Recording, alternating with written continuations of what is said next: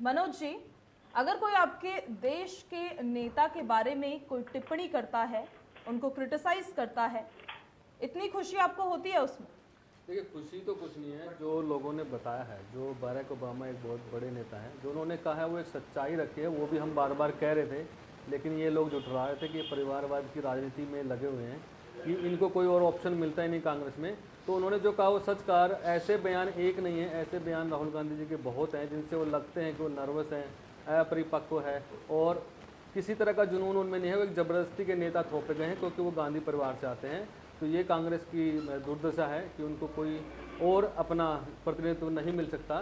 तो ये परिवारवाद की राजनीति का एक वो नमूना है कि जो नेता, जो आदमी पॉलिटिक्स में इंटरेस्ट नहीं रखता, उसको ज़बरदस्ती के नेता बनाने की कोशिश कर रहे हैं।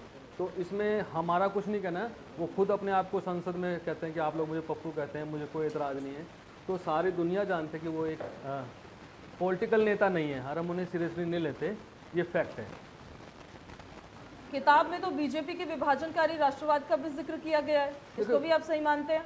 नहीं, विभाजनकारी तो वो तो देखो, वो जो सोचते हैं विभाजनकारी बात है, लेकिन हम जो बात करते हैं विभाजनकारी वो होता है जो, जैसे इनके मनमोहन सिंह जी कहते हैं कि ये इस देश के संस्थानों पर पहला हक मुसलमानों का है। तो विभाजनकारी वो होता है, ये all India Muslim personal law board ये बनाते हैं, सारे जो मुसलमानों के तुष्टिकरण की ये सारी राजनीति ये करते हैं।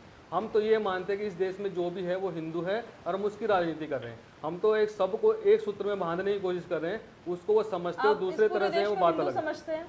हाँ जी, आप इस पूरे देश को हिंदू समझते हैं? हम मानते हैं कि इस धरा में जो भी है वो मूलतः हिंदू है, चाहे उसके प्रेयर करने का है, उसका धर्म कुछ भी और हो सकता है, लेकिन मूलतः वो उसकी जो संस्कृति है वो हिंदू है और वो हिंदू ही है।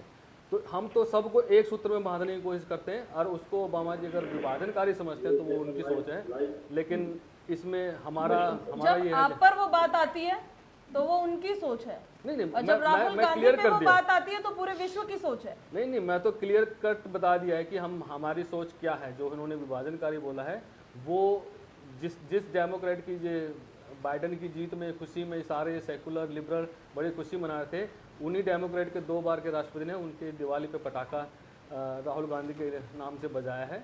तो ये उन्हीं को सोचना है कि ये क्या हुआ है। और राहुल गांधी का एक सही जो उन्होंने आकलन किया है वो उन्होंने देश के सामने पेश किया है, पूरी दुनिया के सामने पेश किया है।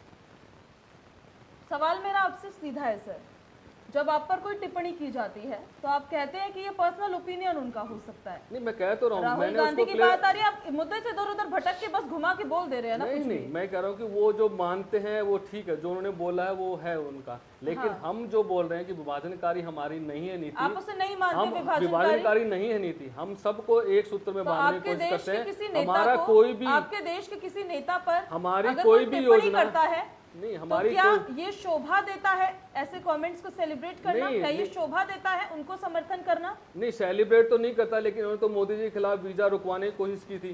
तो ये वो लोग हैं जो आज सेलिब्रेट की बात कर रहे हैं। बदला ले रहे हैं? नहीं, बदला नहीं ले रहे हम तो वो कह रहे हैं कि जो हम बार बार सारी जनता कह रही थी, देश की जनता, उसी तरह का बयान बराक ओबामा जी ने दिया है। तो वो आकलन उनका मेरे ख्याल से सही है और हमें इसमें कोई खुशी नहीं है। वो कांग्रेस जाने कि उनको परिवारवाद से छुट्टी पानी है नहीं पानी है, वो कांग्रेस अपना आकलन करे। कांग्रेस उनको जब तक जुठलाती रहेगी सच को, तब तक उनका कुछ नहीं वाला। 43 चुनाव हो चुके हैं पिछले, जब से राहुल गांधी आए हैं, 35 वो हार चुके हैं।